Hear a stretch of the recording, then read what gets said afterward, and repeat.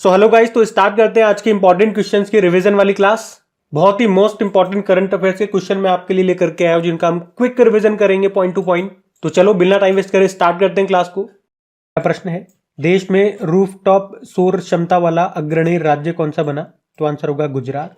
Rooftop solar मतलब छतों पे जो सोलर पैनल्स लगाए जाते हैं तो उनके द्वारा जो बिजली पैदा होती है उसके मामले में बात कर रहे हैं। तो छतों पे लगाए गए सोलर पैनल से जो बिजली पैदा हुई है, जो बिजली का प्रोडक्शन हुआ 2023 में, वो पूरे देश में बताया गया कितना है? 10.4 गीगावाट है। ये पूरे देश का है, जिसमें गुजरात की हिस्सेदारी है 3.2 गीगावाट की। लगभग इसका 30% गुजरात ने ही प्रोडक्शन करके दिया। तो गुजरात नंबर 1 पर है, दूसरे नंबर पे महाराष्ट्र है और तीसरे पे राजस्थान है। ये ध्यान रखना। और गुजरात से याद आएगा, एक तो भारत का पहला 24x7 सौर ऊर्जा गांव कौन सा बना था? गुजरात का मोढेरा गांव। अभी United Nation World Tourism Organization के अनुसार सर्वश्रेष्ठ पर्यटन गांव किसे चुना गया था? गुजरात के धोर्डो गांव को। ये भी याद रखना। फिर आपसे पूछ रहे हैं कि अभी आरबीआई ने किसे कोटक महिंद्रा बैंक का अध्यक्ष चेयरमैन बनाया? तो आंसर होगा CS राजन को। CS राजन याद रखना, कोटक महिंद्रा बैंक के नए चेयरमैन है। कोटक महिंद्रा बैंक का मुख्यालय मिलेगा आपको मुंबई में, और टैगलाइन होती है लेट्स मेक मनी सिंपल। और बैंक से संबंधित ही मैंने यहाँ पे ऑप्शन रखे हैं जो हालिया न्यूज में थे, जैसे कि विजय कुरियन साउथ इंडियन बैंक के चेयरमैन बने, संदीप बख्शी ICICI बैंक के MD CEO बने, और देवदत्त चंद बैंक ऑफ बड़ौदा के MD CEO बने। फिर आपसे पूछ रहे, अभी हाई स्पीड वंदे भारत ट्रेनों के स्लीपर संस्करण को क्या नाम दिया गया? अमृत भारत एक्सप्रेस। मोदी जी ने इसका उद्घाटन किया अभी। कहां से? उत्तर प्रदेश के अयोध्या से। तो जो high speed Vande Bharat train है उसी के स्लीपर संस्करण को अमृत भारत एक्सप्रेस कहा गया। इसकी मैक्सिमम स्पीड कितनी होगी? 130 किलोमीटर प्रति घंटा, और ये पुश पुल तकनीक पर चलेगी। भगवा रंग की ये है, केसरिया रंग है इसका। और जो पहली चलाई गई वो दरभंगा और अयोध्या के बीच में चलाई गई। निर्माण किसने किया? इंटीग्रल कोच फैक्ट्री चेन्नई में हुआ। अच्छा, एक प्रश्न मैं आपसे पूछ रहा हूं कि जो पहली वंदे भारत एक्सप्रेस है ये कहां से कहां चली थी, ये आप बताओ। हम अगला प्रश्न देखेंगे। फिर अगला प्रश्न है, अभी अयोध्या जंक्शन रेलवे स्टेशन का नाम बदलकर क्या किया?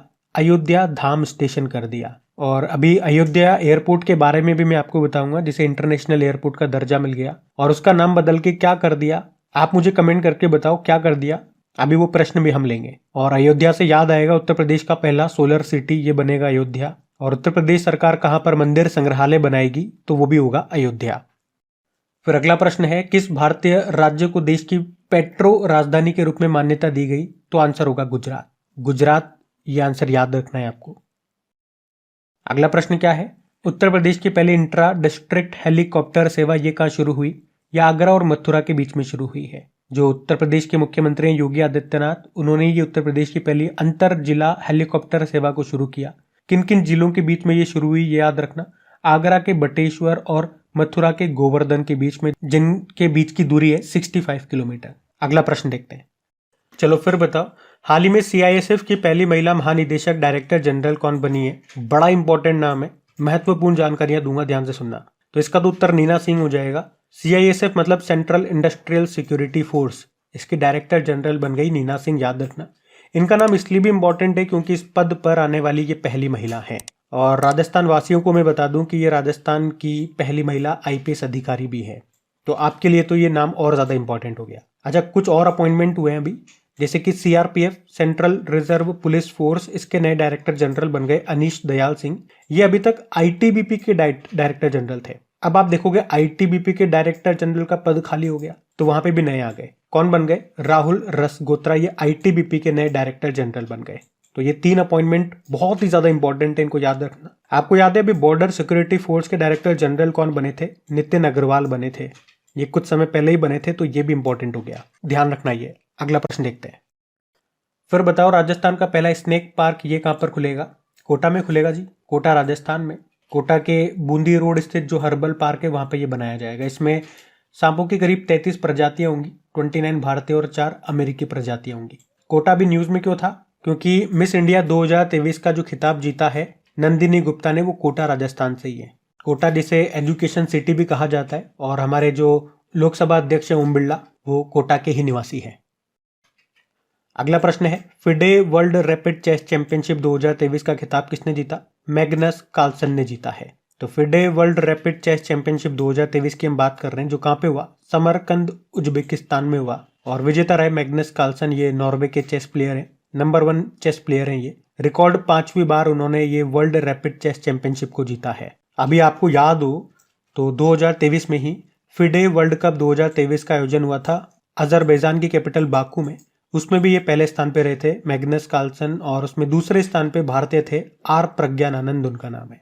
अच्छा, एक और प्रश्न यहाँ से याद रखना कि इसी में यानी कि वर्ल्ड रैपिड चेस चैंपियनशिप 2023 में ही महिलाओं की कैटेगरी में बात करें तो विजेता रही है अनास्तासिया बोडनारुक, ये रशिया की है। लेकिन इसमें जो उप विजेता रही वो हमारी है, यानी कि भारतीय हैं कोनेरू हम्पी, वो इंपॉर्टेंट हो जाता है।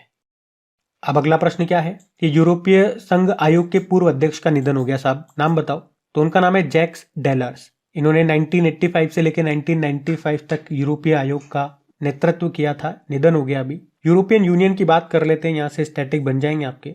जैसे इसका हेडक्वार्टर कहाँ पर है, ब्रुसेल बेल्जियम में है। 27 देशों का ये समूह है, जिसमें से 19 देश यूरो करेंसी का इस्तेमाल करते हैं। अभी 19वां देश कौन सा बना था जिसने यूरो करेंसी का इस्तेमाल करना शुरू किया, तो क्रोएशिया आंसर हो जाएगा। और अध्यक्ष हैं उर्सुला वॉन डेर लेन, ये ध्यान रखना। इस निधन वाले प्रश्न से ये मुझे स्टैटिक आपको बताने थे, इसलिए ये प्रश्न मैंने लिया। फिर अगला प्रश्न भी बड़ा इंपॉर्टेंट है। 4-5 अपॉइंटमेंट बिल्कुल नए फ्रेश आपको मिलेंगे। जैसे कि इलाहाबाद हाईकोर्ट के नए मुख्य न्यायाधीश कौन बन गए, चीफ जस्टिस। तो आंसर होगा अरुण भंसाली। ये अभी तक राजस्थान हाईकोर्ट के न्यायमूर्ति यानी कि जज थे, जो कि अब इलाहाबाद हाईकोर्ट की चीफ जस्टिस होंगे। टोटल 5 हाईकोर्ट में नए चीफ जस्टिस बने हैं। अब मैं आपको बता रहा हूँ, ध्यान से सुनना। इलाहाबाद हाईकोर्ट तो अपने देख ही लिया। एक राजस्थान हाईकोर्ट के नए चीफ जस्टिस बन गए, नाम है मनिन मोहन श्रीवास्तव।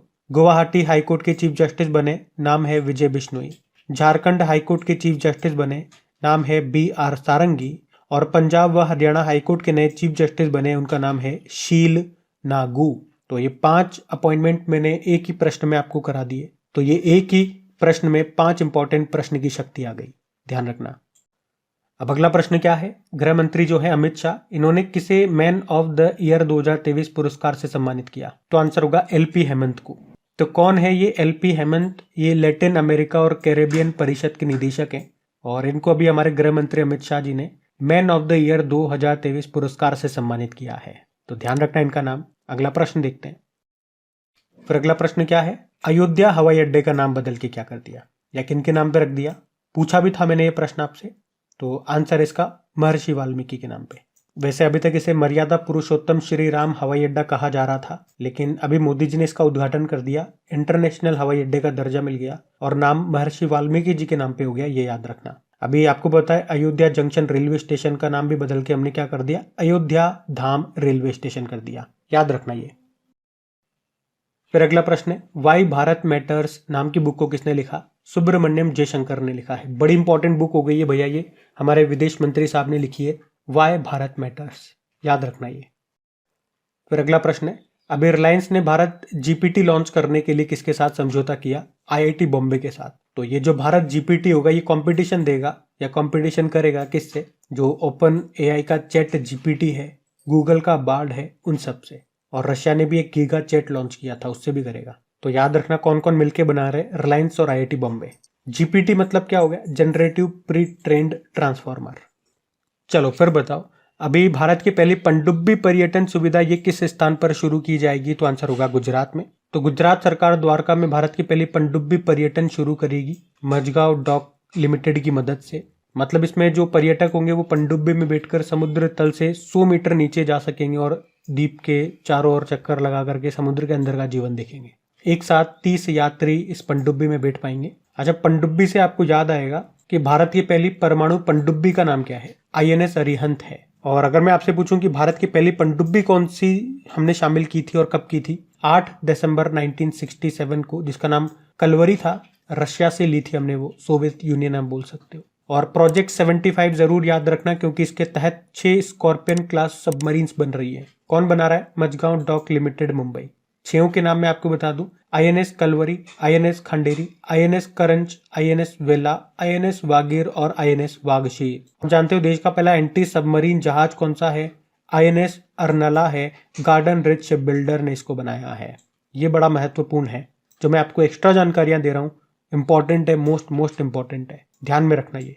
अच्छा, आप लोग वीडियो देखते हो तो मैं आप लोगों से पूछूं, आप लोग वीडियो को लाइक क्यों नहीं करते हो? अच्छा, आज आप लोग मुझे कमेंट में लिख के बताओ कि आप में से कौन कौन स्टूडेंट हैं जो इस वीडियो को डेली देखते हैं और पूरा देखते हैं। क्योंकि वीडियो पे जितने व्यूज होते हैं 24 घंटे में, उसका 25% भी लाइक्स नहीं आते हैं। मतलब 25% लोग भी ऐसे नहीं है, ऐसे स्टूडेंट नहीं है मेरे पास जो इस वीडियो को पसंद करते हो। मैंने आपको बताया शायद ये वीडियो मैं किस तरह से बनाता हूँ, किस तरह से दूसरी चीज़ों का टाइम कट करके यहाँ पे देता हूँ। और आप देखोगे अभी तक तो, जब से हमने इसको अभी जनवरी में स्टार्ट किया है नए साल से, मैं आप लोगों के लिए ये कोशिश कर रहा हूँ कि यार एक बार स्टार्ट कर दिया, तो मैंने आपको कहा था टाइम की बहुत कमी है, लेकिन अगर एक बार स्टार्ट कर दिया तो पूरी जान लगा दूं कि एक बार भी आपकी छुट्टी नहीं हो और कम से कम ये टाइम पे चला जाए। सुबह मॉर्निंग में 4 बजे ही अपलोड होता है ये। जब तक मेरे अंदर जान है, जब तक ईश्वर साथ दे रहा है, मैं इसको ऐसे रखने की कोशिश कर रहा हूँ। लेकिन अगर आपकी तरफ से रेस्पॉन्स नहीं मिलेगा तो इतने एफर्ट्स मैं नहीं लगा पाऊंगा, इतनी एनर्जी मैं नहीं ला पाऊंगा। तो आप लोगों से रिक्वेस्ट है कि एक तो इसे शेयर किया करो अपने दोस्तों के साथ में, अपने स्टडी ग्रुप में। सिर्फ आपको शेयर करना है, मैं किसी को फोर्स करने के लिए नहीं बोल रहा हूँ कि यार आओ देखो। उनकी मर्जी होंगी तो देखेंगे, नहीं तो सिर्फ शेयर करने के लिए मैं आपको बोल रहा हूँ कि दोस्तों तक, अपने स्टडी ग्रुप में तो आप शेयर कर ही सकते हो, अपने दोस्तों को तो आप जोड़ ही सकते हो। क्योंकि देखो, अगर